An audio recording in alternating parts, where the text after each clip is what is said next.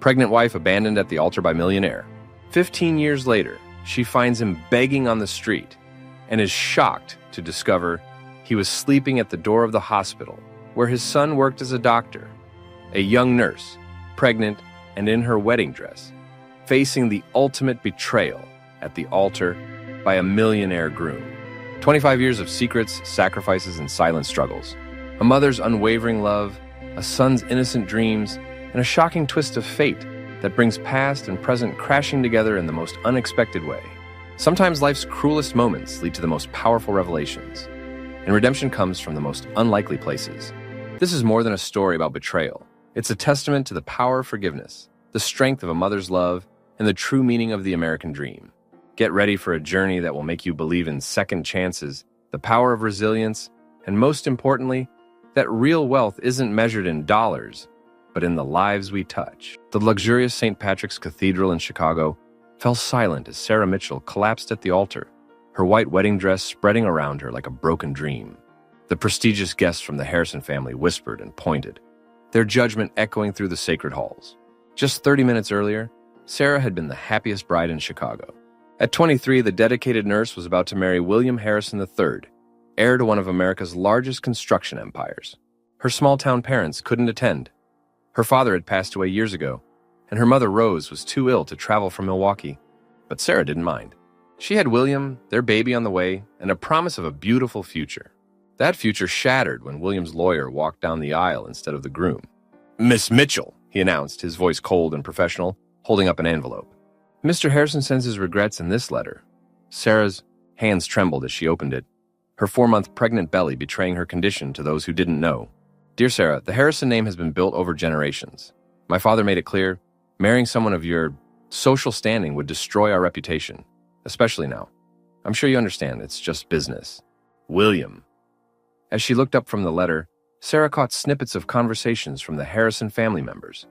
Well, what did she expect? A nurse? Marrying a Harrison? And pregnant already. How convenient. Through her tears, Sarah saw Elizabeth Harrison, William's mother, approaching with her designer purse clutched tightly. The elegant woman pulled out a checkbook. "Dear, let's handle this quietly," Elizabeth whispered, her diamond bracelet catching the light. "Name your price. We can make this situation disappear." Sarah's world spun. The cathedral's grand ceiling began to blur. The last thing she heard before fainting was someone saying William had been spotted at O'Hare Airport with Victoria Sinclair, the famous socialite from Boston. She woke up in Northwestern Memorial Hospital, where she used to work until last week. She had quit her job, ready to move to New York with William. Now doctors hovered over her with concerned faces. "Ms. Mitchell, you need to stay calm," the ER doctor urged. "Your blood pressure is dangerously high. This is a high-risk pregnancy now." From her hospital bed, Sarah could see the evening news on the TV in the doctor's lounge. There was William, boarding a private jet with Victoria, both laughing as cameras flashed.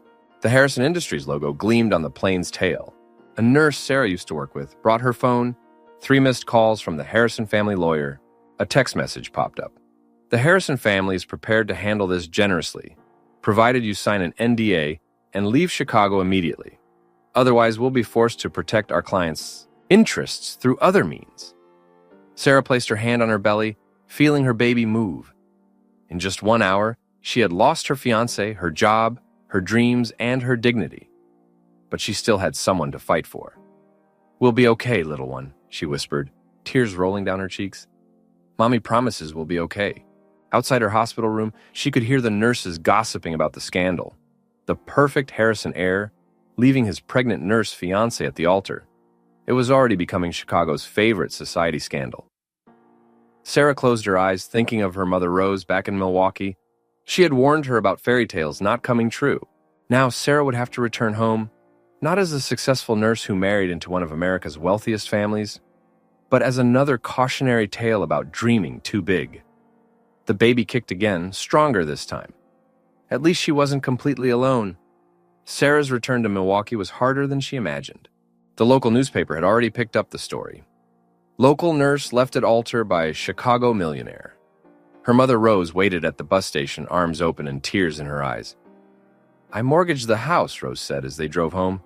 "It's not much, but it'll help until you get back on your feet."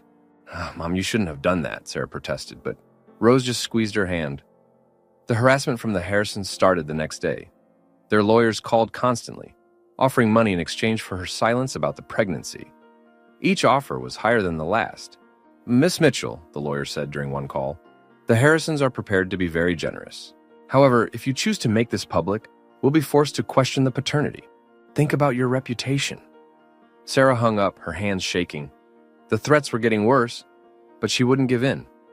This baby was all she had left. Finding work proved nearly impossible. Milwaukee wasn't Chicago, and word had spread fast. 3 hospitals rejected her application. The 4th interview at St. Mary's Hospital started like the others. "Your qualifications are impressive," the nursing director said, "but we're concerned about your situation. A single mother might not be reliable for night shifts." Sarah felt her heart sink. She needed this job. Her savings were almost gone, and Rose's mortgage payments would start soon. "I'll take any shift," Sarah pleaded. "I've never missed a day of work in my life. Please, just give me a chance." The director studied her for a long moment.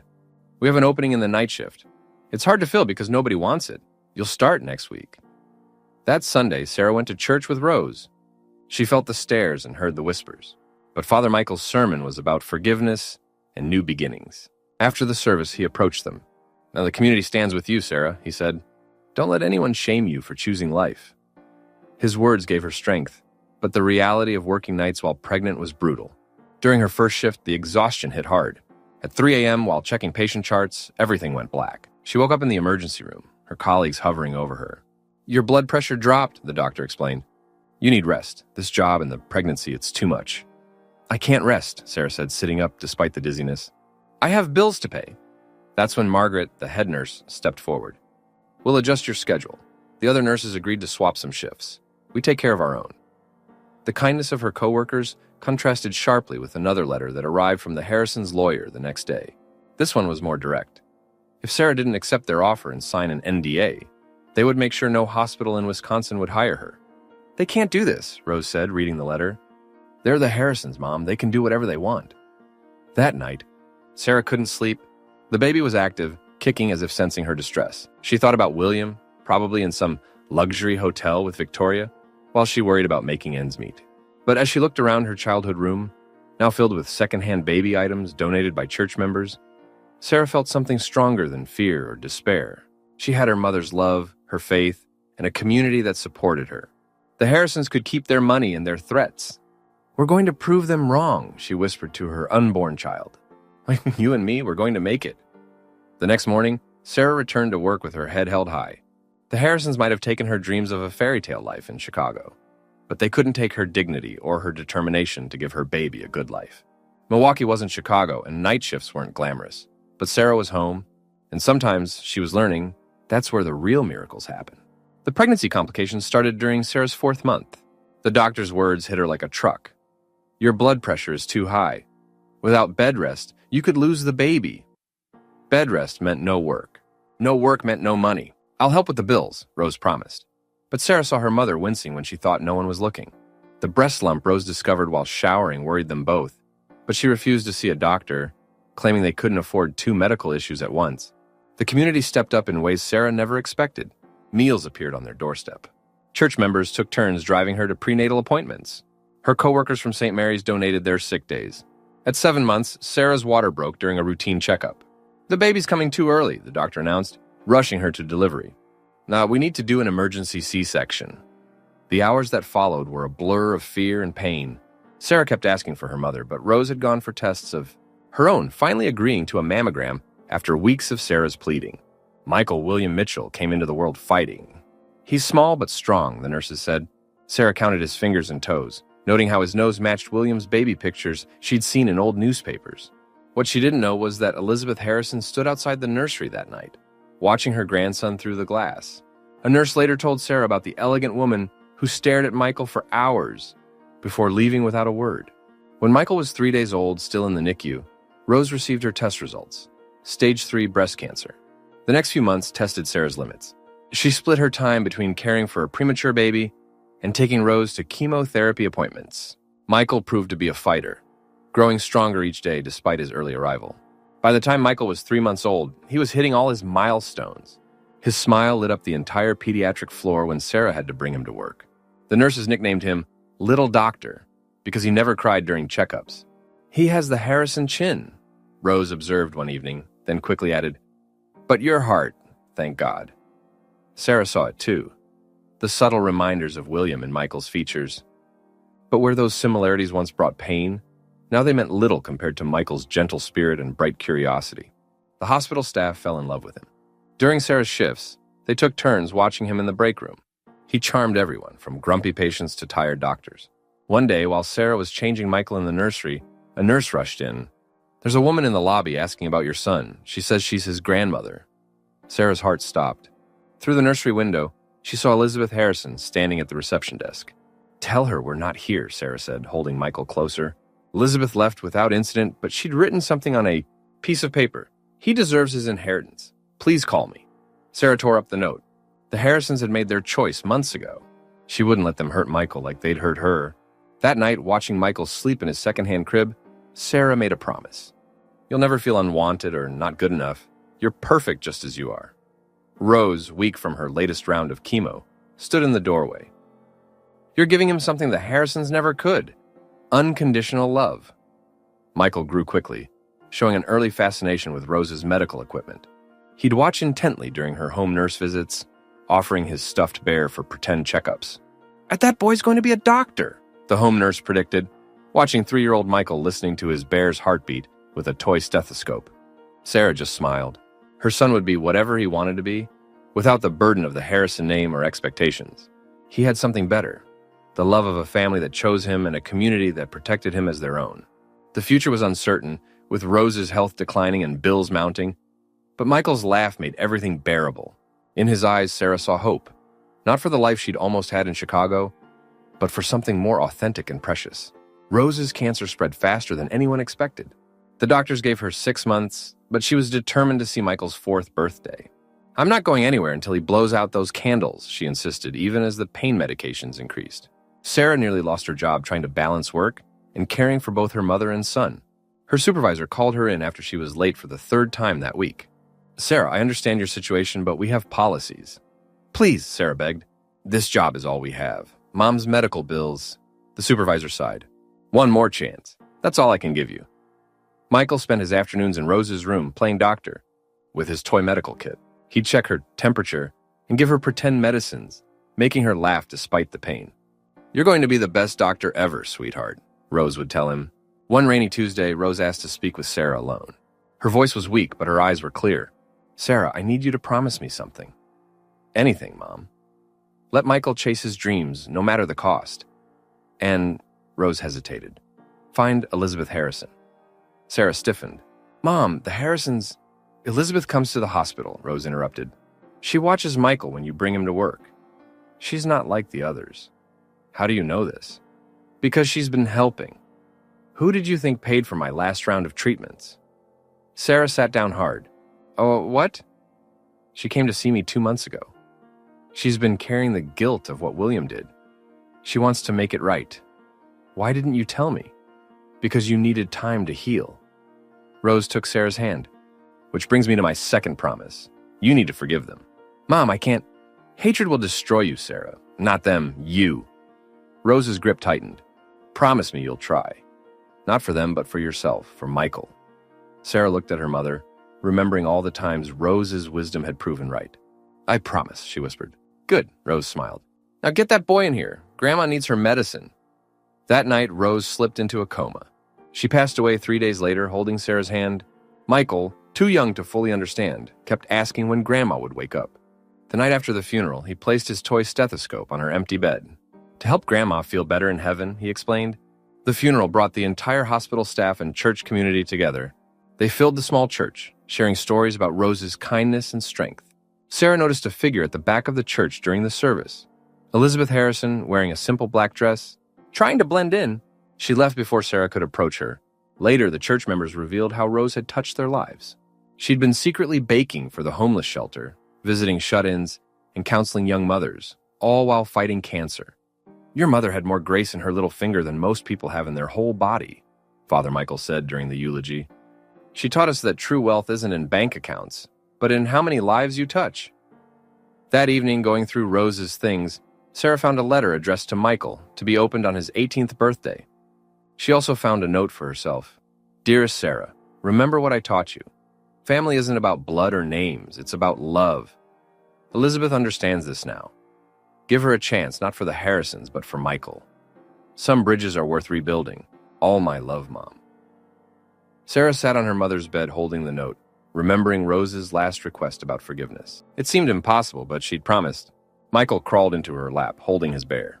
Mommy, is Grandma an angel now? Sarah hugged him close. Yes, baby, and she'll always watch over us. That night, Sarah made another promise. To honor her mother's legacy by raising Michael with the same grace and wisdom Rose had shown. The path ahead would be harder without her, but Rose had taught her well. The hardest part would be keeping that promise about Elizabeth Harrison. But Rose had never steered her wrong before. 6 years after Rose's death, 10-year-old Michael burst into the hospital break room where Sarah was finishing her shift. Mom, I got an A+ on my science project. Mrs. Peterson says I should be a doctor. Sarah hugged him, remembering Rose's words about supporting his dreams. But medical school seemed like an impossible mountain. Their savings account barely covered next month's rent. Working 3 jobs was killing her. Hospital shifts, weekend waitressing, and cleaning. Offices at night? She barely saw Michael, except during her breaks when he did homework in the break room. Miss Mitchell? A hospital administrator appeared at the door. You have a visitor in the lobby? Sarah found Elizabeth Harrison waiting, looking out of place in the county hospital. Before you ask me to leave, Elizabeth said quickly, please read this. She handed Sarah a bank statement. An account had been opened in Michael's name, with monthly deposits starting the day Rose died.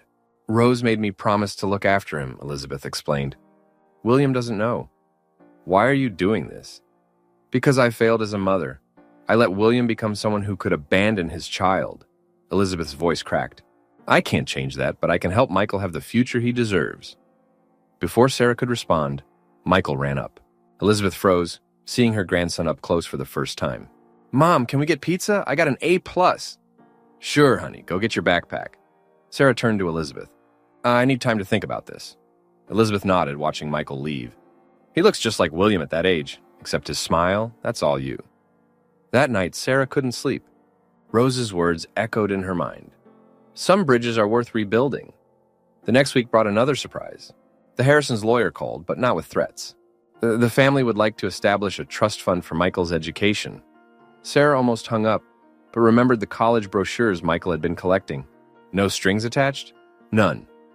The money goes directly to any university he chooses. What Sarah didn't know was that William had started losing the family fortune. His gambling debts were mounting, and rumors of fraud circulated in Chicago's business circles. Elizabeth visited again, this time with old photo albums. Michael should know his medical history, she explained. The Harrison men have a history of heart problems. Over coffee in the hospital cafeteria, Elizabeth shared the truth about the past decade.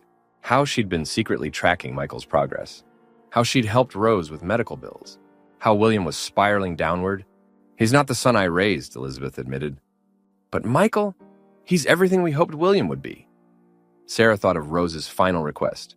You can visit him, but no mention of William or the Harrisons. He's Michael Mitchell, and that's all he needs to know. Elizabeth agreed. She started volunteering at the hospital, finding subtle ways to be part of Michael's life. He knew her only as Mrs. Beth, a kind volunteer who always had time to listen to him practice his science presentations. The other nurses noticed Michael's growing interest in medicine. They started a small fund collecting spare change for his future medical school. That boy's special, they'd say. Hey, he's got healing in his hands. Sarah watched her son thrive, unaware of the complex web of secrets surrounding him. The monthly deposits continued, building a future fund that might actually make his dreams possible. One day, Michael announced, when I'm a doctor, I'm going to help people who can't afford care, like Grandma Rose. Sarah hugged him tight, thinking of all the people secretly helping to make his dream come true. The hospital staff, the church community, and yes, even Elizabeth Harrison. Rose had been right. Family wasn't about blood or names. It was about love in all its complicated forms. The Milwaukee Journal's headline caught everyone's attention.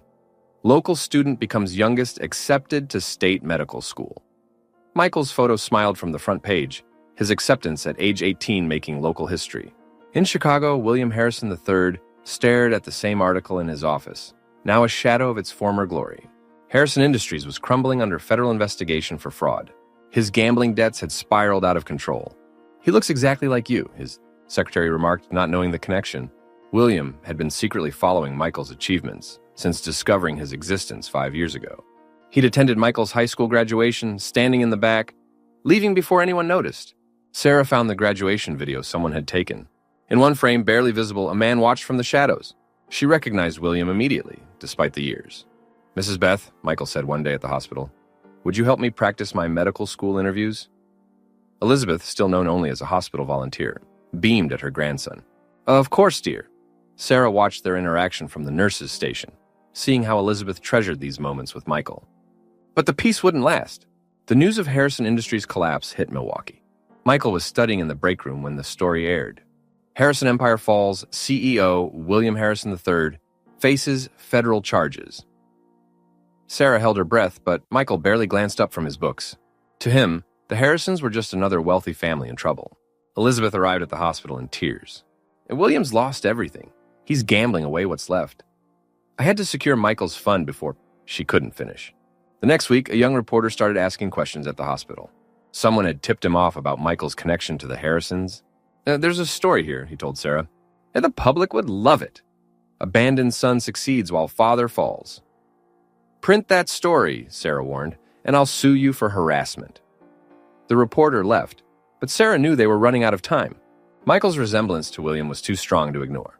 Elizabeth helped manage the situation, using her remaining connections to kill the story. But rumors started circulating in the hospital. "Have you seen the Harrison scandal photos?" one nurse whispered.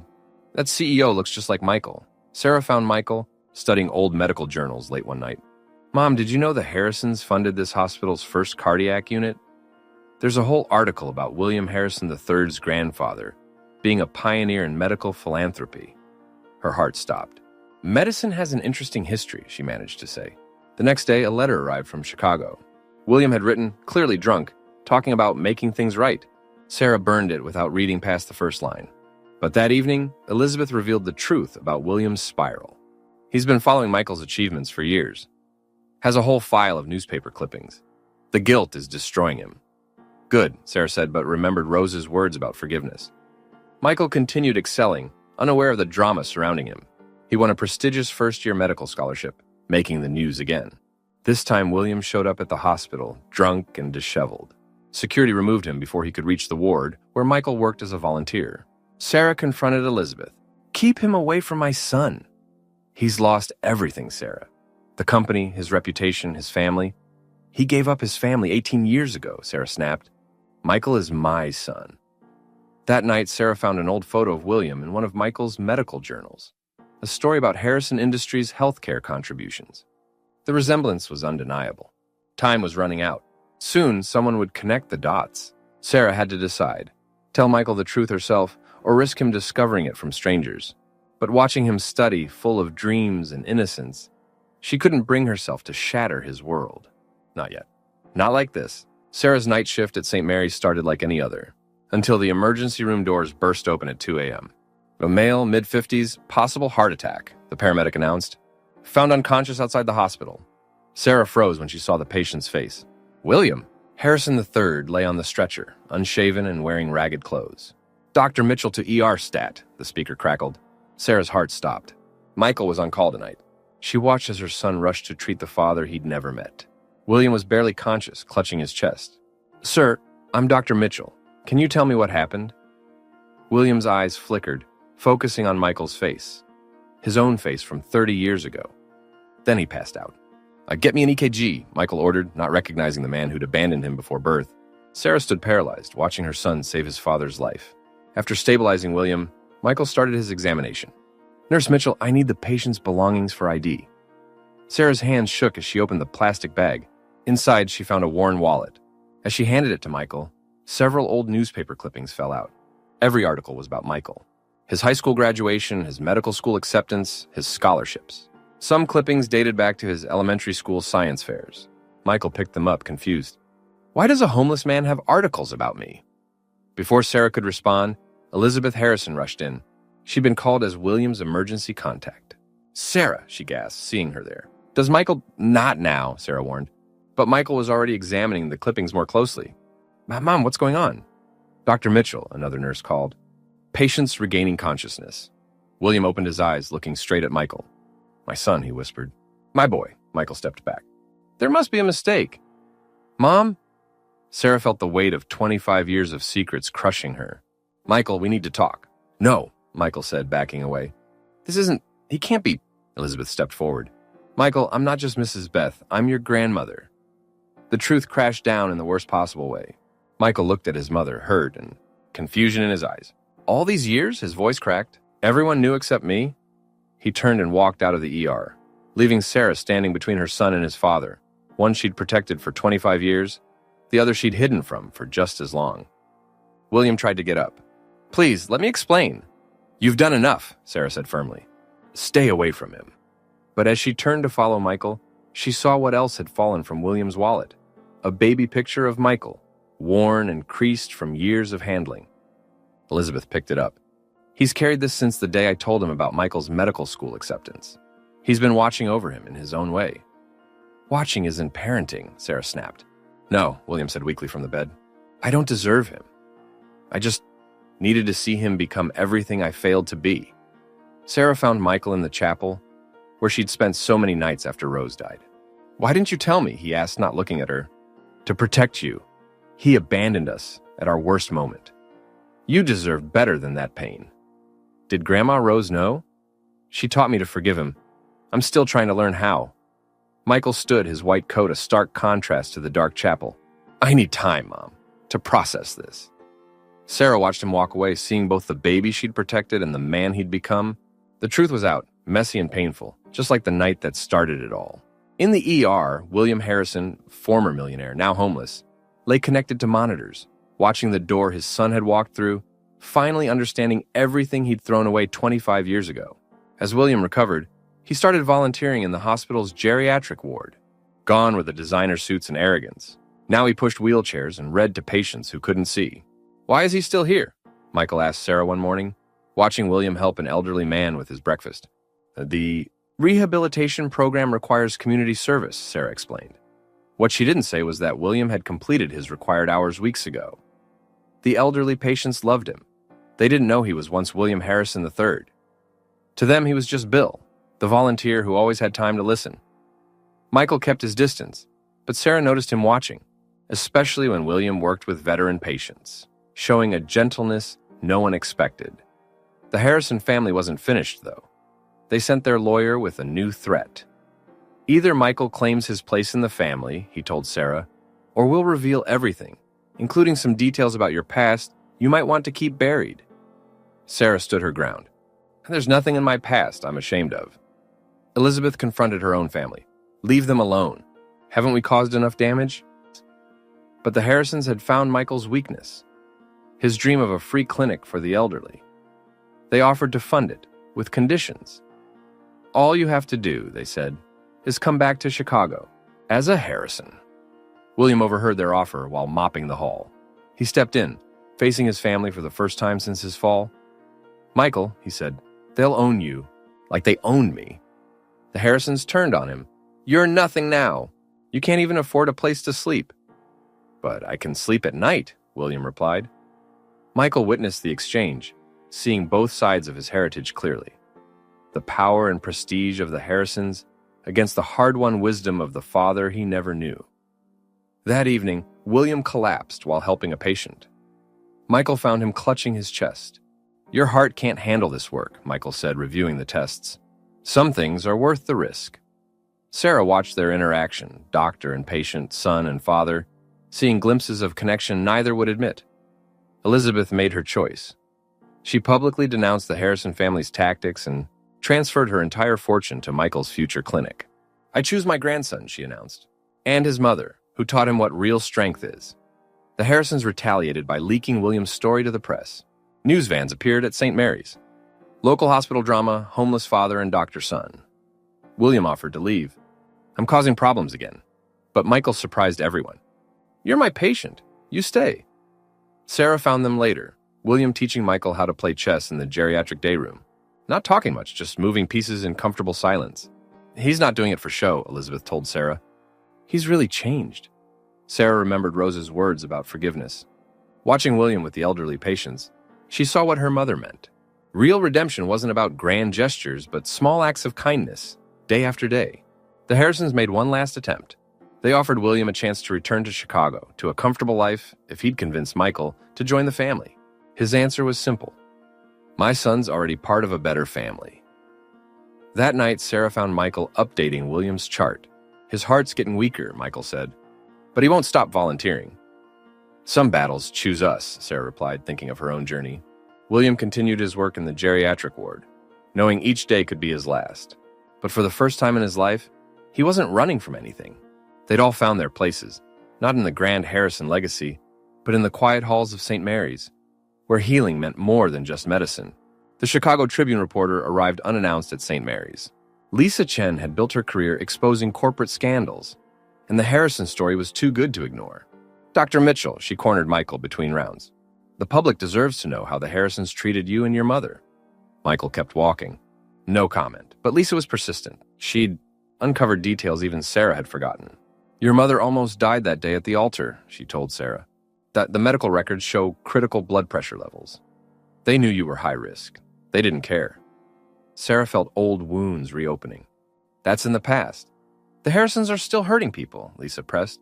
Their medical insurance company just denied coverage to hundreds of elderly patients. Your story could stop them. Michael found Sarah in the break room, holding Lisa's business card. Maybe she's right, Mom. Maybe people should know. Before Sarah could respond, Elizabeth burst in. The board is meeting in Chicago.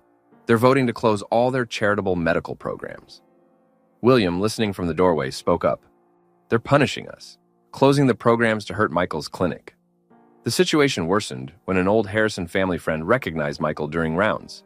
Oh, you look just like your father did in medical school, he said loudly, before the Harrisons forced him to quit and join the business. Michael looked at William. You were in medical school? William nodded. First year. Top of my class. Why didn't you tell me? Because I was a coward. I let them convince me that money mattered more than helping people. The revelation changed something in Michael. He called Lisa Chen. I'll talk, but not about me. About what the Harrisons are doing to their medical programs. Sarah supported his decision, but worried about the consequences. The Harrisons still had power. The story exploded. Harrison Healthcare scandal. Profit over patients. Michael's interview focused on the denied coverage, the closing clinics. He never mentioned his personal connection. The Harrisons retaliated immediately. They announced plans to demolish St. Mary's, which they partially owned, to build luxury condos. William knew what he had to do. He called a press conference, his first public appearance since his downfall. I'm William Harrison III, he announced to the cameras, and I'm dying. My last act will be to expose what my family has done. He revealed decades of medical insurance fraud, backed by documents he'd kept as insurance. Elizabeth joined him, adding her own evidence. Mother and son, once Milwaukee's most powerful family, now stood together against their legacy. The Harrisons tried to silence them with threats and bribes. William refused millions to retract his statements. I've already missed my son's whole life for Harrison money, he told them. Never again. Michael watched the coverage with Sarah in the break room. He's giving up everything, Michael said. He already lost everything, Sarah corrected. Now he's choosing what matters. That night, William had another heart episode. As Michael treated him, their barriers finally broke. I'm proud of you, son, William whispered. You became what I was too weak to be. Michael squeezed his hand. It's not too late to be more. Sarah watched them from the doorway, remembering Rose's words about forgiveness. Sometimes it came in unexpected ways. Lisa Chen's final article told the whole story. Not just the scandal, but the redemption.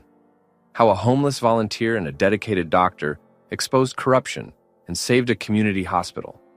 The Harrisons made one last attempt to salvage their reputation. They offered to spare St. Mary's if Michael would publicly deny the story. His answer was simple. I'm a Mitchell. We don't lie for money. In the geriatric ward, William continued his volunteer work, weaker but more determined. He'd found his own way to heal, not through medicine, but through service. The truth was finally out, but not in the way anyone expected. It wasn't a story of revenge, but of redemption. The Milwaukee Medical Association's annual ceremony packed St. Mary's Auditorium. Michael hadn't wanted to attend, but Sarah insisted. His Doctor of the Year nomination couldn't be ignored. "You earned this," she told him, straightening his tie. The nomination highlighted his work with elderly patients and his role in exposing healthcare fraud. No mention of the Harrison connection, exactly how Michael wanted it. Elizabeth sat with Sarah, both watching William slip quietly into the back row. His heart condition had worsened, but he wouldn't miss this. The hospital administrator took the stage. Our nominee dedicated his life to serving those others forgot. He turned down lucrative private practices to stay where he was needed most. Michael shifted uncomfortably as they listed his achievements: launching free clinics, exposing insurance fraud, working extra shifts to cover patients who couldn't pay. But what truly sets Dr. Mitchell apart, the administrator continued, is his belief that every patient deserves dignity, regardless of their circumstances. In the back, William wiped his eyes. The administrator was describing everything he should have been, everything his son had become without him. Michael approached the podium to accept the award. The speech he'd prepared suddenly felt wrong. "When I was 3, he began instead, "I used to play doctor in my grandmother's room while she fought cancer. She told me medicine wasn't about making money, but about making a difference." Sarah caught her breath, remembering Rose's final days. "I grew up watching my mother work night shifts, never complaining, always finding ways to help one more patient. She taught me that true wealth isn't in bank accounts." Elizabeth squeezed Sarah's hand. "Recently, I learned about choices, how some people choose power over purpose, and others choose service over status. I've seen both paths clearly." William lowered his head, feeling the weight of those words. "This award belongs to the real heroes, the nurses who work extra shifts, the volunteers who give their time, the community that supports us. They show us that healing isn't just about medicine. It's about mercy." The audience stood, applauding, but Michael wasn't finished. "And sometimes it's about forgiveness, about learning that it's never too late to choose a better path." In the back row, William struggled to breathe, overwhelmed by his son's words. After the ceremony, patients lined up to congratulate Michael. Among them was Old Joe, a homeless veteran William had befriended. "Doc Mitchell's got healing hands," Joe said loudly, "just like Bill who helps us old folks." Michael looked at his father, seeing him through his patient's eyes, not as the fallen millionaire, but as someone who'd found his own way to heal. Sarah watched her son navigate the crowd, proud of the man he'd become. She thought of Rose, of all the sacrifices, of the long journey from that church in Chicago to this moment. Elizabeth made her way to William. "Our grandson," she said simply. "No," William corrected. "Sarah's son. She did this. All of it." The local news covered the ceremony, but not for the Harrison connection. They focused on Michael's work, his free clinics, his advocacy for elderly patients. "Dr. Mitchell represents the best of Milwaukee," the reporter concluded. "A hometown hero who chose to give back." Later, in the quiet hospital chapel, Michael found Sarah. "Mom, about what I said." "Rose would be proud," she answered. "So am I." Outside, William watched through the chapel window, seeing his son and the woman he'd wronged finding peace in their own way. He'd lost his chance at a family 25 years ago, but somehow, they'd all found something better: truth. The award would sit in Michael's office, not as a symbol of personal achievement, but as a reminder that healing comes in many forms. Sometimes in medicine, sometimes in mercy, and sometimes in the quiet courage to forgive. The opening of the Rose Mitchell Wing at St. Mary's drew hundreds of community members. The free clinic for elderly patients stood as a testament to everything Rose had believed in. "My grandmother taught us that true wealth lies in serving others," Michael addressed the crowd. "This clinic will never turn away a patient for lack of money." Sarah cut the ribbon, remembering Rose's tiny apartment where it all began. The clinic's waiting room already held dozens of elderly patients, many of whom William had helped as a volunteer. William sat quietly in his wheelchair, weaker now, but still determined to serve. He'd refused the Harrison family's final offer to return to Chicago for treatment. "My place is here," he told them, "helping where I can." Elizabeth had kept her promise, funding the clinic through her personal fortune. The Harrison name appeared nowhere on the building. "It's the Mitchell Wing," she'd insisted, "a name for the woman who taught us all what family really means." The first patient through the doors was Old Joe, the homeless veteran. Michael treated him while Sarah handled the intake forms. William sat with Joe afterward, playing chess like they did every Tuesday. Local businesses had joined the cause. The pharmacy provided discounted medications. Restaurants delivered meals for patients who couldn't cook. The community Rose had loved stepped up to honor her memory. During the tour, Michael showed visitors the wall of photos. Rose's journey from waitress to community mother, Sarah's years of nursing, the countless lives they'd touched. This is the real American dream, a reporter noted. Not making millions, but making a difference. William watched his son work, seeing the doctor he should have been. His heart condition was worsening, but he found peace in small acts of service. Reading to patients, helping with paperwork, being useful. Sarah discovered him one evening, teaching a young volunteer how to comfort anxious patients. "You learn," she said simply. "It's not too late for us," he replied. "But maybe not too late to help others." The clinic quickly became known for its compassionate care. Michael implemented policies learned from his years watching Sarah. No rushing patients, no dismissing concerns, treating everyone with dignity. Elizabeth volunteered at the front desk, happy to be known simply as Mrs. Beth again. Her Harrison jewels had been sold to fund medical equipment, a trade she'd never regret. 1 year after opening, the clinic had served over 1,000 elderly patients. Michael's methods gained national attention, proving that quality care could be provided without massive profits. The day the clinic treated its 1,000th patient, Sarah found a note in Rose's old Bible. "Love proves itself through service. Money can't buy dignity, but kindness can restore it." William's health declined rapidly that winter. He refused transfer to Chicago's prestigious hospitals, choosing to be treated where he'd found redemption. Michael cared for him professionally, but with growing understanding. They'd never have a conventional father-son relationship, but they'd found their own way to heal. The clinic's success inspired other hospitals to open similar facilities. The Mitchell model, they called it. Putting patients before profits. Community before costs. Sarah sometimes stood in the clinic's entrance, watching her son treat patients with the same gentle spirit Rose had shown her customers at the diner. William helping elderly veterans navigate paperwork. Elizabeth comforting worried families. They'd all found their place, not in the grand Harrison legacy, but in the quiet work of helping others. Rose would have understood.